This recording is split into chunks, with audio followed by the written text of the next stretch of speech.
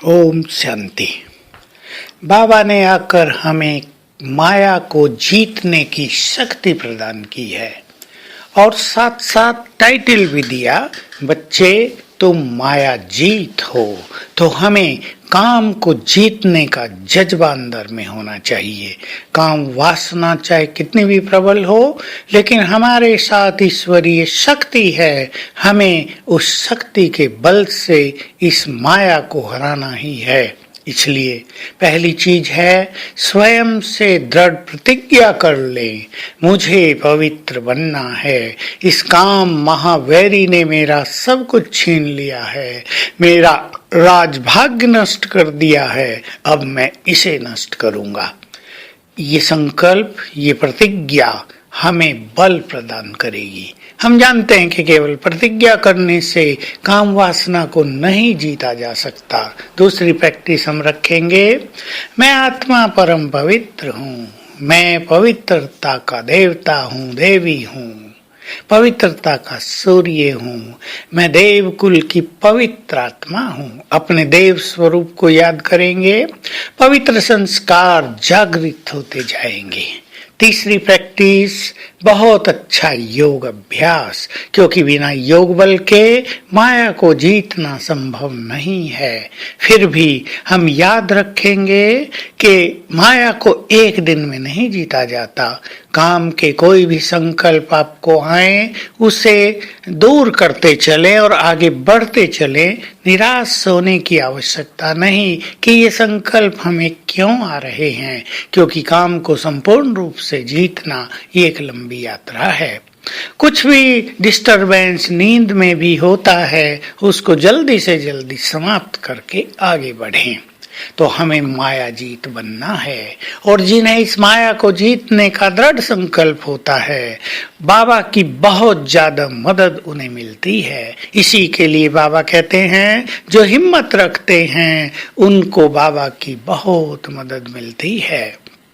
लेकिन हमें एक चीज ध्यान रखनी है, वासनाओं से जुड़े हुई जो चीजें हैं उनका हमें पूरी तरह त्याग कर देना है। चाहे खान पान, चाहे गंदी चीजें देखना, पिक्चर्स देखना, गंदे चित्र देखना, उसके बारे में चिंतन करना, उसको एंजॉय करना। कोई सोचे हम कर्म थोड़ा ही करते, हम तो केवल संकल्पों में एंजॉय करते हैं। ये भी काम वासना से हार है, और इससे भी ये वासनाएं जागृत हो जाती हैं। इसलिए आओ हम सभी पवित्रता को एक चैलेंज के रूप में स्वीकार करें। हमारा महान कर्तव्य है इस संपूर्ण प्रकृति को भी पावन बनाना। इस समय चारों ओर दूषित वायुमंडल फैला हुआ है, हमारा ये मूल कर्तव्य है, हम इस वायुमंडल को पावन करेंगे। अन्यथा क्या हो रहा है, बच्चे, युवक और बूढ़े सभी के अंदर वासनाएं बढ़ती जा रही हैं। इससे संसार में अनैतिकता का भयानक दौर चल रहा है। मानव ने मानवता खो दी है, कोई कुछ भी करने पर उतारू है। अनेक जगह ऐसे केस आप सुनते ही होंगे जिसमें मनुष्य अपनी वासनाओं के अधीन होकर अपने बच्चों से भी गलत कार्य कर लेते हैं।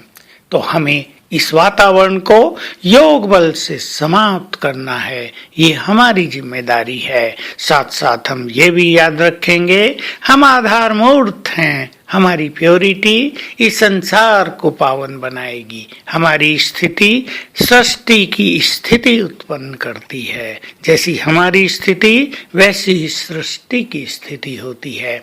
तो आइए हम माया जीत बनने का दृढ़ संकल्प करें। हम माया को नहीं जीतेंगे तो भला कौन जीतेगा। चलते चलते माया से हार खानी नहीं है।